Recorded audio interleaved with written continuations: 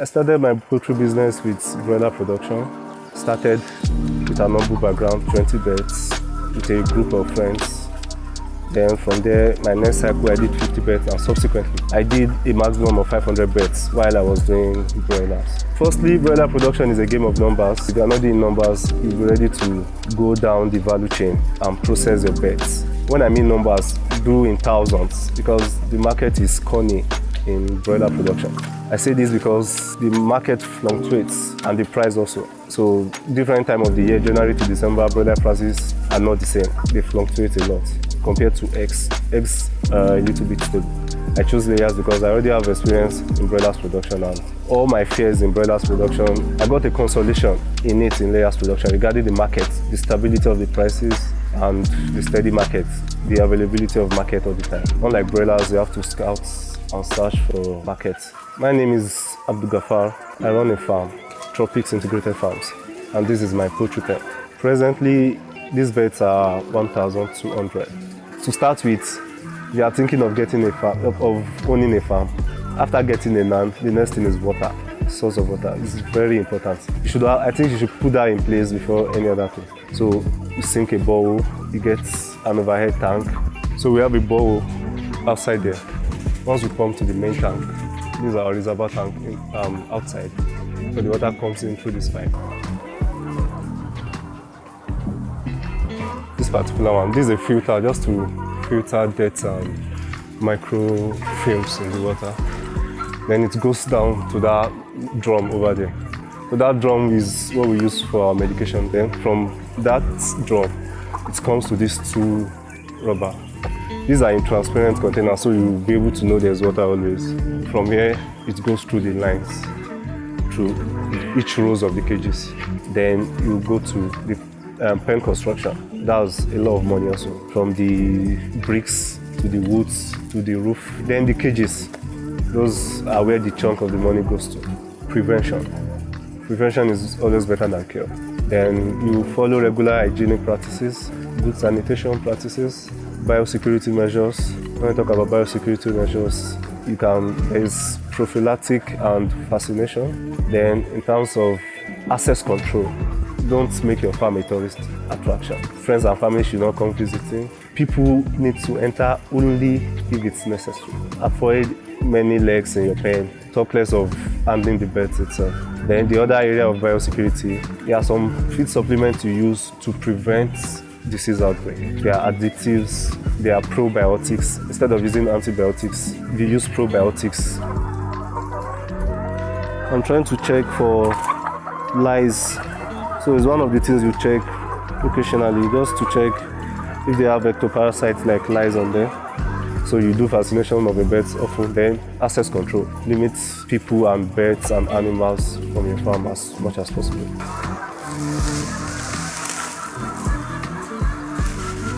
You see, they are getting excited. Once they see containers and feed themselves. When we talk about feeding, there are 4 things you need to get right. So you have to get the right quantity, the right quality, the right time, and the right place. So starting with quality, follow recommendation, speak to existing farmers, then you to research about the feed, know what is inside. The next thing is the quantity. Layers is not fed ad libitum, unlike broilers. So they require a particular grammage of feed per day, because your target is not the weight. We are not concerned about the weight. Broilers are fed ad libitum because you want them to take up more calories, so they will turn into fats and body weight. Compared to layers, the target is egg production. And as a matter of fact, if they overfeed, they will have more fat in their bellies and it will affect the egg production. So they won't be able to lay eggs as often as they will be. Then these brown birds are supposed to be given 16 hours of light per day. So if they are not getting the hours of light, obviously they will not eat as much. Ideally, presently, you witness around 13 hours of daylight to 12.5 hours of daylight. So with that, it's sufficient. The only danger is be constant with your lightning practice. Don't be alternating it. If you want to use 16 hours, that means you have to provide artificial lighting. And if you be providing it, let it be fixed. No, you'll be providing it every day. Don't give them 16 hours of light today. Tomorrow you don't give. Next tomorrow you give. it will affect their laying patterns. Because what light does is it stimulates the ovum to produce eggs. The timing now, it's important to feed your pets as early as possible in the day. By that time, the weather is cool and they will eat as much and it will be so efficient. The feed efficiency will be high. So as early as possible, there is a staff living on the farm. 6:30, the feeding has started. So once you are done with that, before you give them the second ration, it's advisable you mix up their feed. We call it rub. You rub the feed just like this. You rub the feed just like this, like at 2 to 3 hours interval. So between the morning feed and the second ration of feed, you should do that at least 3 to 4 times.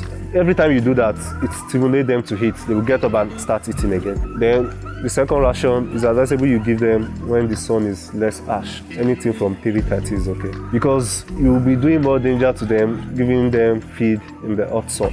Because eating is a metabolic activity. It generates heat in the body. So giving them in the afternoon, most likely they are stressed in the afternoon because of the heat. So the right place, that's their feeder. Where do you give them their feed? You make sure their feeders is neat all the time. Then you probably check for molds. Probably they drop saliva into the feed will get sticky. You remove such. Any moisture in the feed it will become wet. You remove wet feed because if you don't remove them, they can breed microorganisms. So you check around anytime you are feeding and you see moisture or you see their saliva in it, you have to remove it and make sure it's clean always. Water is as important as feeding because if there's no water, they won't feed. All these drums, all these containers inside the pen, we wash them every week. Then you also wash the overhead tank occasionally. These are automated drinkers, nipple drinkers. So don't assume they are accessing water all the time. Occasionally just check randomly. You check each nipple to see if water is coming out from the nipple. You'll be surprised, some water will not be coming out. So that's the nipple drinker, in which the bird accesses the water. As you can see, by pecking water, it releases water and they drink. So this minimizes wastage in water. And because if you store alternatively, if they are not in cages, if you store somewhere, probably some put a container here to store the water. Dust and particles settles in the water and hygiene-wise, it's not okay. There are scenarios where farmers will notice some birds are not producing eggs. And by the time you visit the farm, you realize the first thing you check, any problem. I come, I see plenty of feed in a particular unit of cage, I will check their water. I come, I didn't see egg in a particular unit of cage, I will check their water. First thing to check is their water. Once the water is coming, then you can check for other things. At inception, when I started, a challenge I discovered is using antibiotics on a routine basis. Like having a particular period, some farmers will say every month I use antibiotics, every 6 weeks you deworm, every month you use Lansota. So when I started, one of the mistakes I've been making is I took advice of following some routine practices for antibiotics. So I use antibiotics often. So at a particular period of time, I discovered the birds, their liver, they have a friable liver over time. That means because liver is responsible for synthesis of chemicals and drugs they take, just like in humans also. So if you abuse drugs, liver is the one that do the synthesis of drugs you administer to them. So if you abuse drug and use it often, the liver has work to do all the time. And this is not like broiler production. Broiler production has a short cycle.